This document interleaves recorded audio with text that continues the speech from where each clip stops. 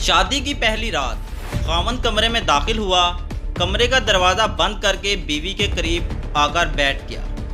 سب سے پہلے اس نے اپنی بیوی کو سلام کیا اور اس کے بعد 5000 حق مہر دینے لگا۔ بیوی نے کہا، میں نے حق مہر نہیں لینی ہے، میں آپ کو معاف کرتی ہوں۔ خاوند نے دوسری بار حق مہر دینے کی کوشش کی، بیوی نے یہی جواب دیا۔ پھر خاوند نے تیسری بار حق مہر دینے کی کوشش کی، بیوی نے پھر وہی جواب دیا۔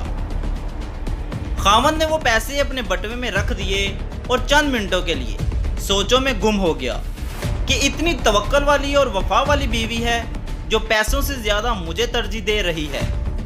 اس کے بعد خاوند نے منہ دکھائی کے لیے بیوی کو 5000 دیے، بیوی نے منہ نہ دکھایا۔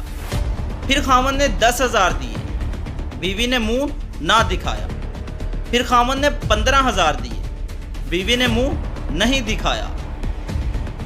پھر خاوند نے 20000 دیے، بیوی نے منہ نہیں دکھایا۔ پھر 25، 30، 40، حتیٰ کہ خاوند نے 50000 دیے، بیوی نے منہ نہ دکھایا۔ خاوند نے تنگ آ کر پورا بٹوا بیوی کے حوالے کر دیا، جس کے اندر 1,00,000 روپے تھے، پھر بھی بیوی نے منہ نہیں دکھایا۔ خاوند نے بیوی سے کہا، آپ کو اور کیا چاہیے؟ بیوی نے کہا، ایک وعدہ۔ خاوند نے کہا، کون سا وعدہ؟ بیوی نے کہا، مجھ سے ایک وعدہ کرو، مجھے کبھی چھوڑو گے تو نہیں؟ خاوند نے شادی کی پہلی رات بیوی کو نہ چھوڑنے کا وعدہ کر لیا۔ یہ لڑکی کوئی عام لڑکی نہیں تھی، بلکہ اس نے ایم ایڈ کر رکھا تھا اور اس کے والدین نے داماد سے ضمانت کے طور پر 5 لاکھ یا 10 لاکھ بھی نہیں لکھوایا تھا۔ ایسی عورتیں نصیب والے مردوں کو ملتی ہیں جو صرف خاوند سے پیار کرتی ہیں۔